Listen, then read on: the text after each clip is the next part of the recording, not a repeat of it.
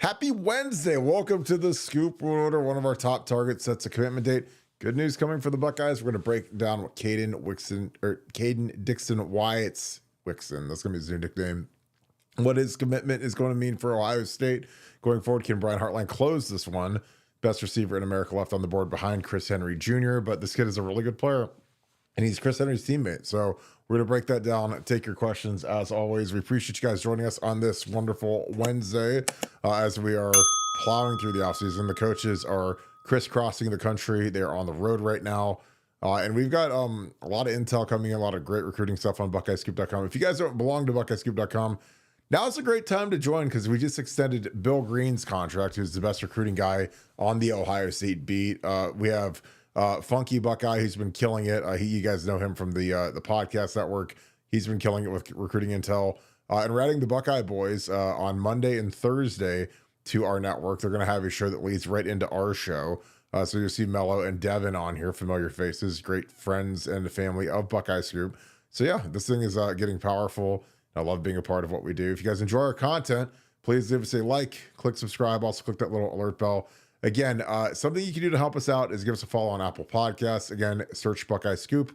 It's the easiest thing in the world to do to help us, and we appreciate you guys that have been doing just that. So with that being said, got to bring in Nevada. Kaden Dixon Wyatt is one of my favorite players in the country. He is a South Florida Express kid for 2 years. Obviously, Jeremiah Smith, Brandon Innes, Carnell Tate, all SFE kids, Mylan Graham as well. So the pipeline is there. It's prevalent. This kid is explosive. He's kind of like I was described as a bigger, potentially more athletic Carnell Tate, which is terrifying because Carnell is going to be a first round pick next year. So really good player. What is the latest on Kaden Dixon Wyatt? Well, now, did you call him Kaden Dixon Wyatt earlier or something like that? No, I did. I caught myself because I said we'll just call him Wixon from now on, because like when you say Dixon Wyatt and you say Wixon Diet, I was like, I mean, it could be a thing, just call him Wyatt, there you go. But he's a monster now. But do you have anything on this kid?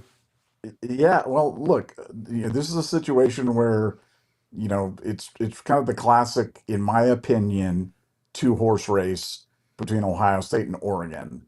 And, when you look at those two schools and what they bring and what they've done for wide receivers, you've got Ohio State, that's about development, about, creating generational wealth for yourself, about playing with the best other wide receivers, etc. And you've got Oregon, who's obviously an up-and-comer, some great talent around them.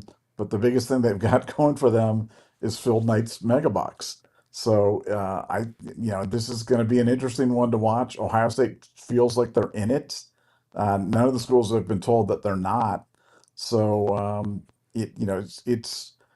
I wouldn't be betting my last dollar on Ohio State's chances. There's certain times when you'd be like, I'll push all my chips in and say, this is the guy that we're going to get. This is the guy we should get. The best move for him to make for his life would be to come to Ohio State. I'm not sure if he sees that right now, because it's hard to see that when you've got the shoe dog telling you he's going to make you a shoe and waving millions of dollars in front of your face and saying, hey, we're Oregon, we're up and coming, we won the Big Ten last year, blah, blah, blah. So for Ohio State, I think it's a slightly uphill battle for them, but I think they're certainly in there. The Ohio State getting this commitment would not be shocking at all. But him going to anywhere but Ohio State or Oregon for me would be borderline stunning. And I think those are the two. I think those are the two chalky picks here. And I think people close to his recruitment, the people that know, seem to think that as well. But nobody knows where he's going. Like this commitment date kind of came out of the blue a little bit, and no one knows. No one's saying, "Hey, I know he's going to be a Duck. I know he's going to be a Buckeye," or whatever it is, which is a little unusual because usually we get intel. We usually get a pretty good indication, good, bad, or indifferent, pretty soon. This one, true cliffhanger. I'm not sure it will be a cliffhanger as it gets closer. That these things generally tend to leak out. The edits leak out. Everything starts to leak out. But as of right now, kind of a cliffhanger, and Ohio State's in it till the end. Yeah, he's it's a fascinating thing because he loves Ohio State and his teammate Chris Henry Jr. is going to Ohio State, but Oregon's lost. They lost on Chris Henry and they've lost on another kid, and they spend. But I would study the draft. I would study the success rate, the development, because again, at the end of the day, if someone gives you $1 million coming out of high school, which again is a absolute insane amount of money for to pay a high school freshman, when Garrett Wilson does his next contract, he's going to sign for like $35 million a year. I'd say that's what the going rate is for like an elite top tier wide receiver. Jamar Chase is getting 40-ish million a year, which is it's crazy to say that, but that's where they're at. And so, Oregon's top receiver, Tez Johnson, went 7th round, barely got drafted. Our top guy, who was our number 2, went top 20, and you see this pattern of, if you don't play as a true freshman, like Emeka, he had an incredible Rose Bowl as a freshman, but he didn't play a lot. Neither did Marvin. But when it was their time, dominated. I mean, Marvin was obviously virtuoso in that Rose Bowl with the 3 touchdowns, and Emeka was just incredible with what he did. Jackson Smith and Jigba as well obviously was humongous numbers from CJ Stroud in the game that Garrett and Chris Olave sat out. So I question kids that go to places that have really spotty track records of developing players. In Oregon, Oregon's wide receiver room has not been good. Obviously last year in the first game, they had their moments, but I think that we were more just off our game than they were on theirs, and they took advantage of that. But I think that when you look at being a receiver, and Brian Hartline's now a coordinator, he's got a beautiful house here. His wife's from here. Just put in a pool at his house. He wants to stay here and eventually be promoted to head coach. That would be his dream succession plan. Even though Ryan is obviously, it's a whole different scenario because Ryan is so young. He's not older like Jim Tressel or an Urban Meyer who 50s, 60s as the head coach. Ryan's still in his 40s, so much, much younger guy. But I just think Brian is, he's doing good. He's got plenty of money. He doesn't have to pick and choose. I'm sure that he wants to be a head coach someday. He probably has to go be a head coach somewhere else to prove that he can, be the next guy at Ohio State. If that's what is what I'm sure his career arc is and what he wants it to be. But he's going to be here for a long time. And I think he's done an amazing job. Again, no one's ever recruited at this rate or developed or replenished the room or, really built this culture of, hey, you might not play as a freshman, but you're going to be practicing with us. You're going to be around these guys. It's like, it's like training with like samurai or something. I mean, it's like they get to the point where they're so good when they finally play as sophomores, that it's like that first year isn't even like a waste, where some kids are just so obsessed with getting on the field.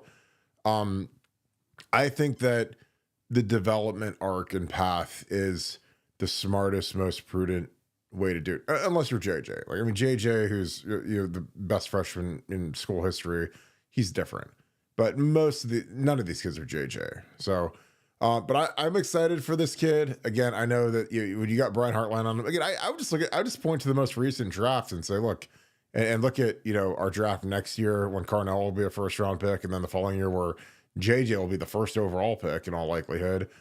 I just don't know how you don't pick Ohio State every time. And plus with Ryan Day's offense, Oregon, and they've had Bo Nix, which was great, but they're a roller coaster. They have been, and I just don't think that they have the offensive firepower from a coaching staff standpoint to develop the receivers and the throw game the way that we can with Brian Hartline and Ryan Day. So that's what I would bet on. But this kid's legit. He's one of the best players in the country. To me, probably second best to Chris Henry Jr.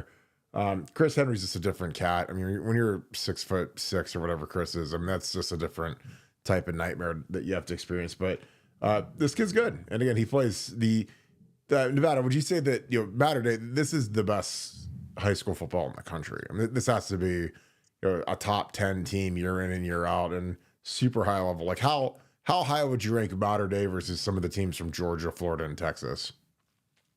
I mean, right. I mean, again, the schedule they play, the quality they play, if they're not the best team in the country, they're one of the best team in the country year in and year out. So you're talking about the highest possible level of competition, parochial school that recruits like heck, just like Bosco down in Southern California, and has really cranked that. It's been a pipeline to the Division One and to the NFL for a really long time. So it's a really high level. It's a really high level of football there at Modern Day, and he's been dominating. So that's I always look for level of competition and production, and he checks both boxes, along with a lot of physical attributes, and that's why again he'd be a great addition. Now, how did Oregon do in the draft? I know that the one kid, Tez, the one kid went late because he ran slower than Barton did at the combine He or did. whatever. But did they have another guy, or were they was Evan Stewart underclassmen? So did they have anybody else drafted this year?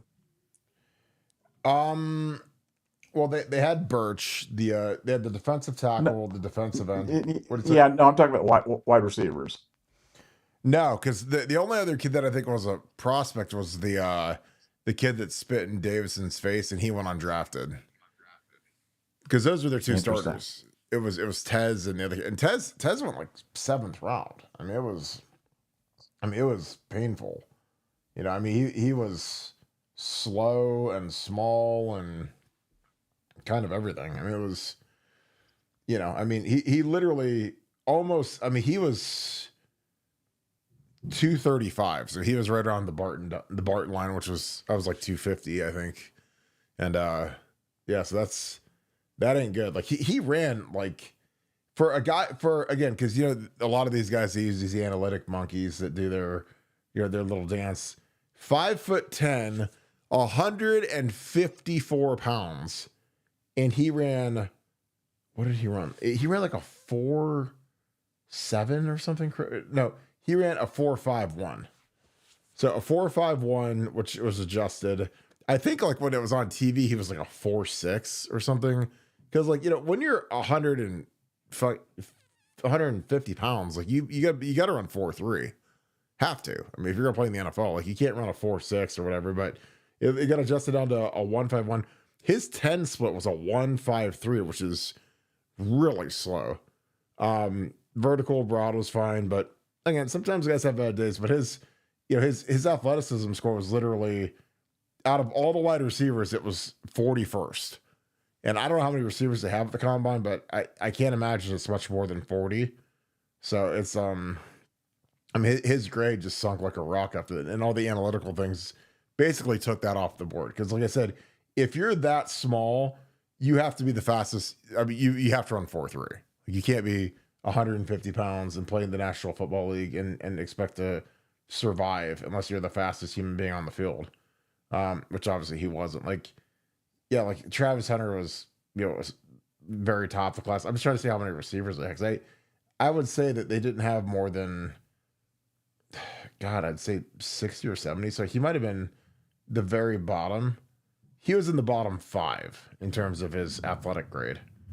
So I mean that's atrocious, but and that's with Oregon's strength and conditioning program and everything else. So it's I don't know. Yeah, this kid's he's a better kid, and we lost to Corian last year. He went there too, but I don't. There's nothing that's sadder than when you have kids that make decisions and they go somewhere based upon a little bit more money, or maybe they get to see the field a little bit earlier and they don't get developed. And that's the thing with Ohio State, is that the way that Ryan Day structured this coaching staff, again, glowing remarks about the 3 offensive line coaches. I talked to guys in that room and they're just like, it's amazing because everybody gets attention. It's not just, Justin Fry and a GA anymore. It's 3 full-time offensive line coaches, with Tyler Bone being kind of like the head of it. And then you have, Marcus Johnson and Charlie Dickey, who are really good line coaches. They're not GAs anymore. These are guys that were full-time O-line coaches running their rooms, recruiting last year. And Ryan Day decided, let's expand the coaching staff and have 3 line coaches. And I, again, of all the smart things he's done, that's right at the top for me, because he's he's going to hire Chris Carter to work with the receivers, to go with Devin Jordan and Brian Hartline, which again, Brian has to walk away and go coach the offense, and again, there are certain times in practice where he's gonna have to walk away from the receivers and go coach the O line and the quarterback, inside runs, some of the inside running drills that we do. If he wants to walk around and watch the tight ends, again, I like the offensive coordinator to be able to walk away from the receiver drills and not get the shakes, because he's got Devin there, but you had Chris Carter and let Chris run the drills. It's going to be really good, and the development's going to be good.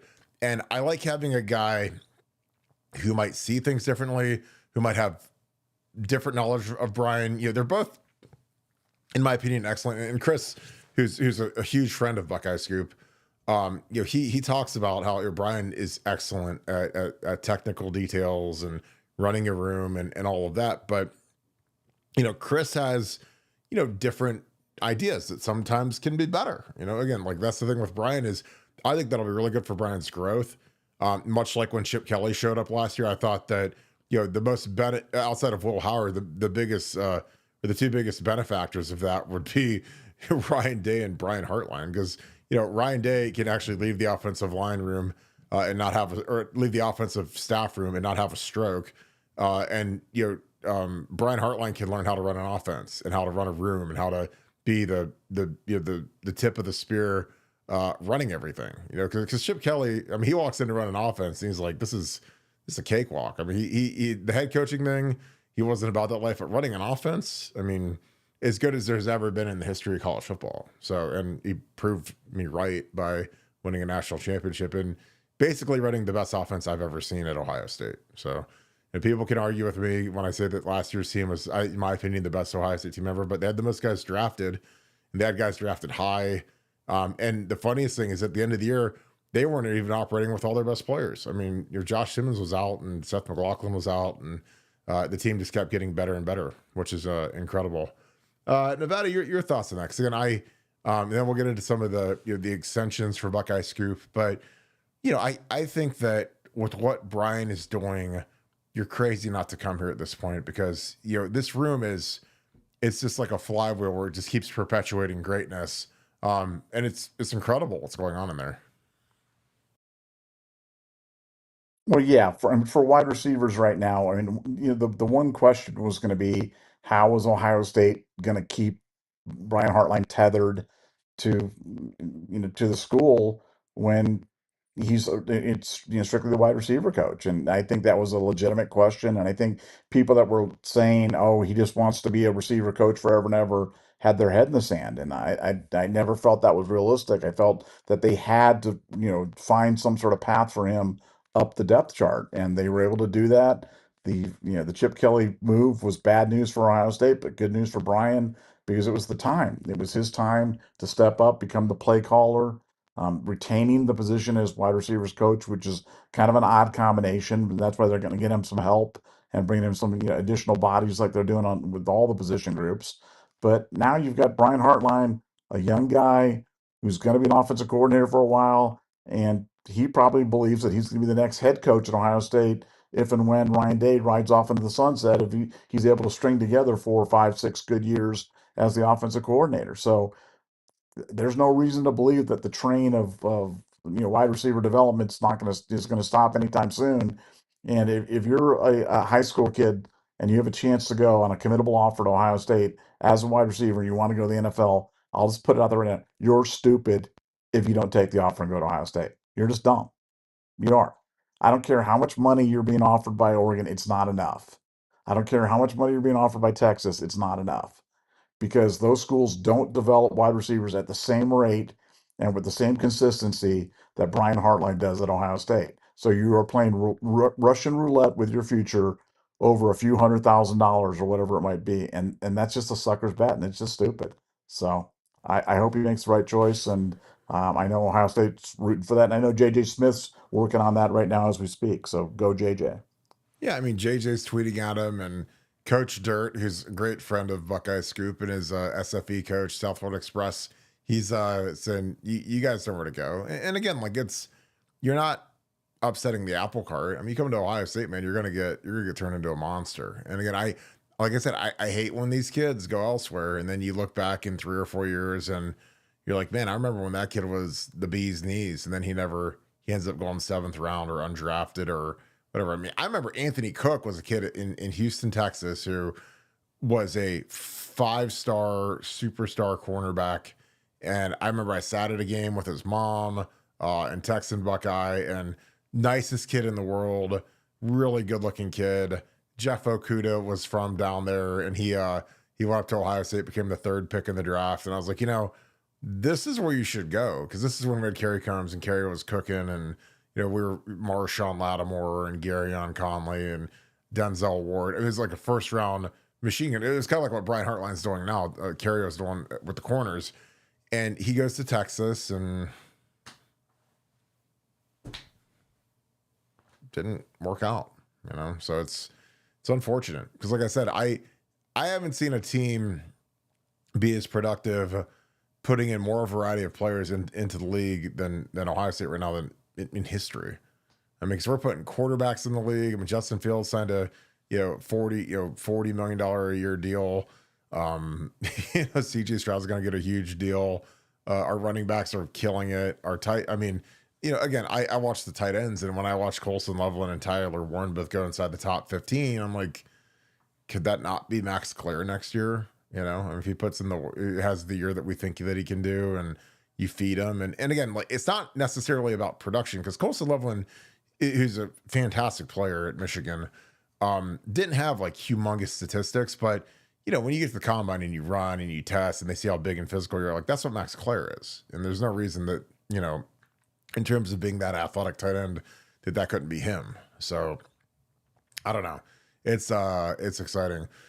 Nevada, we had some Buckeye Scoop news today, extending Bill the Bank Greene, who's been with us since the inception of the site, but he signed a nice extension with us today.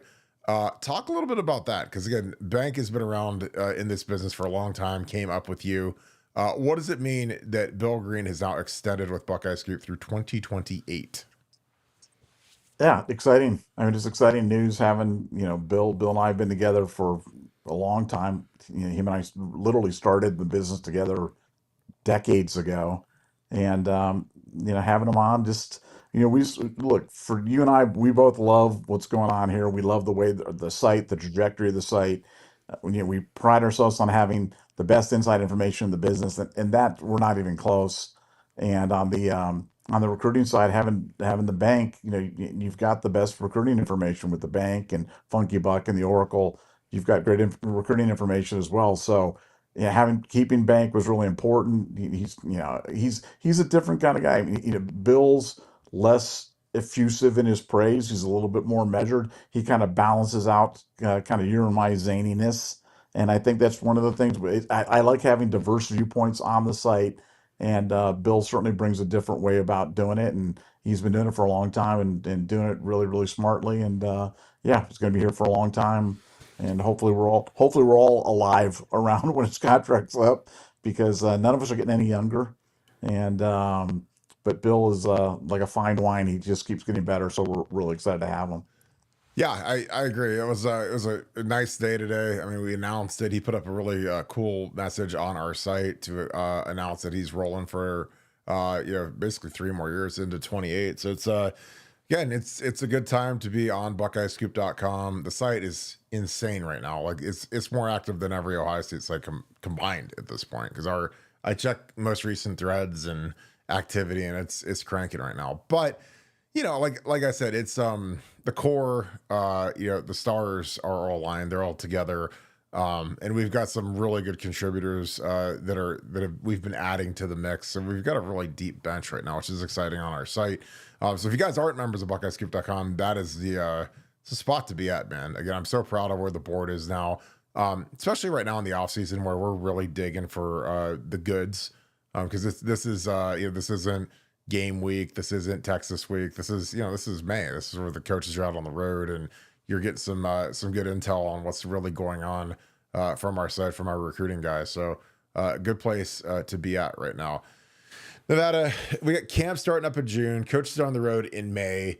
Again, as we get into this, this strange new world of infinite official visits, do you think that'll be a stressor on the coaching staff? Do you think that's something? Cause I want to ask you this offline, but I didn't get to. But I want to ask you here. They've basically lifted the cap on official visits. We're used to be able to visit 5 schools. Now kids can visit as many schools as they want, and you have to pay the tab for it. So again, folks, the difference between an official visit and an unofficial visit is you go to campus and your mom and dad or aunt, grandma, whoever's guardian, whoever's bringing you has to pay their way. They have to pay gas, airplane ticket, hotel room. The school can't pay for that. Official visit is the school's paying for it. So they're paying for you. And I'm not sure if it's +1 or +2 that they'll fly up. I think it's +1. They'll put you on the airplane. They'll put you in the hotel. They'll take you out to Hyde Park, which can be an enormous expense. Because you think about like when we host these kids, man, they're not staying at the Red Roof. They're staying at really nice hotel, ridiculous dinners, kind of all the fixings. Do you think there's going to be a point where if you're Mark Pantoni and you're Ryan Day, you vet these kids to make sure that it's appropriate? Because again, I'm always, and I know Ohio State spends money like it's going out of style, but if you're the coach, do you treat it like, okay, is this kid really, does he want a free dinner, or does he actually really want to potentially come here? Like, how would you handle that? Because that's something that it's going to be fascinating, because the expenses of these official visits they're insane. And then there's also with the unlimited officials, and this is only for seniors. The game ticket matter, like with the Texas game and some of these big home games that I think is going to be crazy to manage. But what are your thoughts on that? Well, to me, obviously the expense is something, but like you said, Ohio State likes to spend money. Like they spend money like they hate money and they're trying to get rid of it. So that I don't think is as big a deal. But you just think about it from a time standpoint. If you're Ryan Day and you're expected to be at, 40 of these dinners, because those dinners at Hyde Park take up your whole evening. You know what I'm saying? So he's only got so many nights to go, and whereas before, the kids are only going on 5, and then you break it down by the ones that you're going to be going to relative to the position coach and how many of the 5 stars. But if all the 5 stars start all going to Ohio State in terms of doing it, I just think it's going to be an incredible time suck, and I think they're just going to have to manage their time, and that's why I think they've got to vet them out, more carefully than ever, just because I just don't think they can, they'll get washed up and all these official visits that really weren't, legitimate or meaningful or, appropriate, because people just want to go see what Ohio State has to offer. Because if I was a kid and I was going out there and there was unlimited official visits, why wouldn't you go to Ohio State? I mean, you go to Ohio State because at the very least, it drives up the price at the other schools. And at the best, you can see Ohio State. You can do stuff even if you had a passing interest in the school. So I think that's going to be a real, thing. I'm interested in how they're going to do it with like schools like Hawaii and other schools like that. Is that going to still continue to be a thing, or what are they doing? With these kind of resort schools, as it were. Because again, if I was a kid, I'd go to Arizona State. There's a number. I'd go to Ole Miss. There's a number of places that I would go just for the scenery and checking things out. But Ohio State's certainly going to be one that's going to get a lot of visits in this new world order.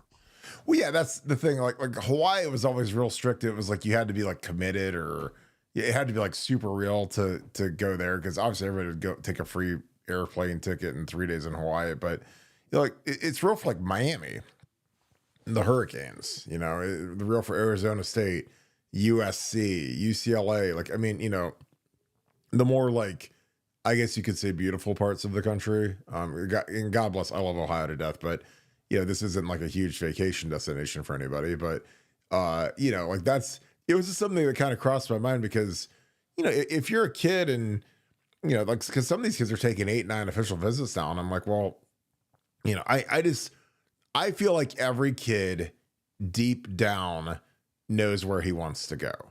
And they go do this, this due process thing that their agents say, hey, well, make sure you go and check it out and make sure and enjoy the dinner and the hoopla, and because that's the last time these coaches are really going to be nice to you, at least until you become a productive player at the school that you pick. Um, so yeah, I think it's going to be fascinating. And again, Ohio State's got plenty of money, but there is a line where it's like you feel like you might be getting played if a kid just wants to come and watch the Texas game on your dime, or he wants to come and go to dinner, because that's the thing now, man. Is like before, when you only had to pick five, it kind of limited everything for everybody. Now that it's unlimited, man, it's like, I mean, every top 50 kid in the school should want to come check this place out, because I mean, we just set the record for NFL, or tied the record for NFL draft picks. Should have broke it. Seth should have gotten drafted. We just won the national title. We've got Jeremiah Smith, who's the biggest star in college football. We've got Caleb Downs, who's the second biggest star in college football, and we're going to be preseason number one. So again, that'll be fascinating. And again, that's just something that it's in this expanding of costs and expanding of budgets, and some of these things that people probably don't really think about. Like, I think about it because money is still money. Like, you don't have like an infinite supply of it. So when all of a sudden these kids all want to visit that probably don't even have us in their top five, and then they want you to pay for it. At what point do you tell the kid, nah, we're good. We know you're not coming here, and just go to Georgia already, or go to Oregon, or go to Texas. So I don't know. Like, I don't know why that's something that's at the top of my mind, but I think it's going to be curious, because this new wave of college football is just something else. And then with the, some of the playoff stuff that we're talking about, expansion, this is going to be a crazy offseason, and I love it. So, Nevada, we got a super chat. Let's see what we got so far. Andre Duke, what is up, my dude? I hope you're doing good. I missed you at the last meetup. Thank you for being an ultra member. Thank you for the 5. Finally got to watch live, and Talladega was fantastic. I bet it was. It looked awesome. And we had a lot of Ohio State national championship flags flying. Nevada OH. Nevada, have you ever gone to a NASCAR race? Probably not your thing, is it? It's not mine. I don't. You don't know that I was the one that brought Tabasco to NASCAR. Wait, did you tell me this? Yeah, we had a car. We got secured the sponsorship, had the car, and we drove them. They had the Tabasco car for natural. We used to have a Tabasco truck on the infield, and the whole thing was about promoting Tabasco on pizza, and that was the big thing. Did a Super Bowl commercial for Tabasco. But yeah, no, I've actually been to a lot of NASCAR. I know way more about NASCAR than I ever dreamed that I would. I feel like I didn't know when you had I didn't know when you had like NASCAR. I didn't know, like, this is the stupid thing. Because like they have so many cars that show up, and not all the cars you have to qualify to run in the race. And our car wasn't qualifying to run in the race. The guys that were setting up the car were not setting it up properly, and so our car was not qualifying. And Tabasco was going, dude, we have to be on the track. So I think we got Daryl Waltrip as our driver, because he was had like an honorary entry into all these races, and so he would get like the last spot. But at least I got a car on the track, because it was a thing. So yeah, it was it's crazy, like all these little nuances. You just thought you have a car and you get out, you get to race. Nope, you got to qualify. So you guys are sending these cars to these tracks and spending like $100,000 every weekend on tires and gas and lodging and motorhome for the people to sleep in, and staffing it, and then it would not qualify, and every week you're just eating that. Well, yeah, that weekend. I mean, and the worst thing is when you have Tabasco executives, the McElhaney family from Avery Island, Louisiana. They're at the race, and they're like, "What do you mean our car isn't running in the race?" And we're like, "It's not running for us." So yeah, that was yeah, it took I just, it's like little things like, you mean, of course we're going to qualify, right? Yeah, we're going to qualify, sure. But yeah, you got to qualify. Got to be in the top 32 or whatever it is to make the race. How many races did it take for you to figure out that you needed to qualify?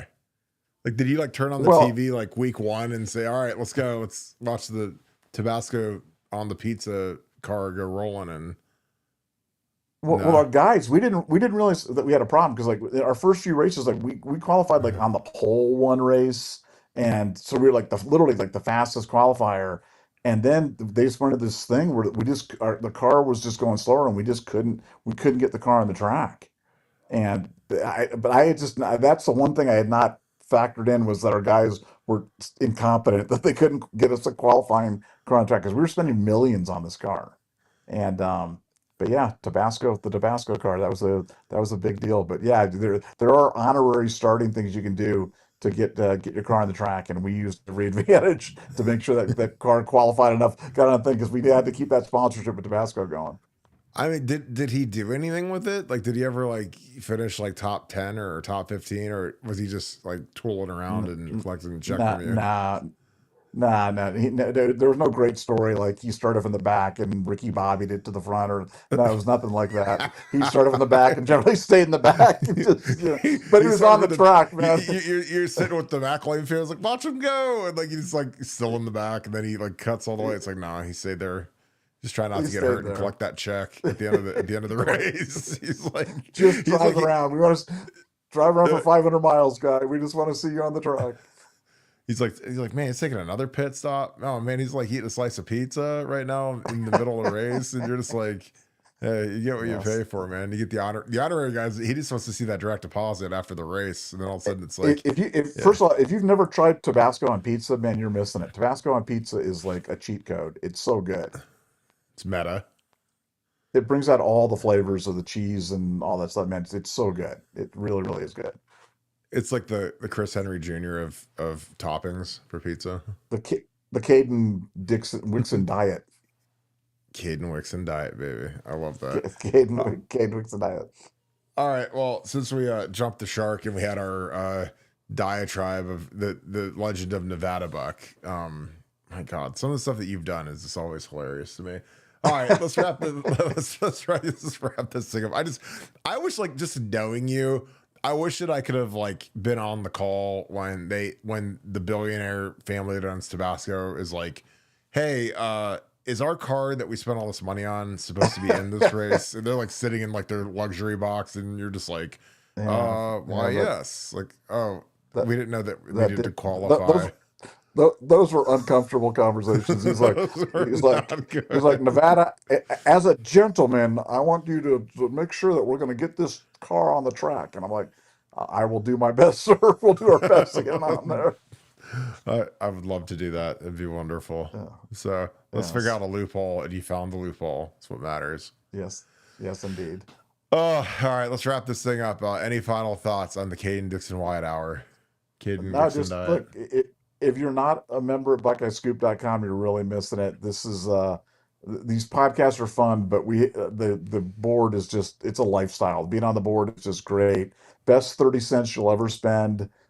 You can find that much money in your the curtain or the cushions on your sofa at home. But just try it out. You won't regret it. And yeah, we'll see you at BuckeyeScoop.com. And real quick, our gear drop is live. It is live, folks, and it is spectacular. We've got hang on, let me refresh this real quick, because I had people ask me for Buckeye Scoop flags, so I want to see if those got refreshed. Let me refresh the store.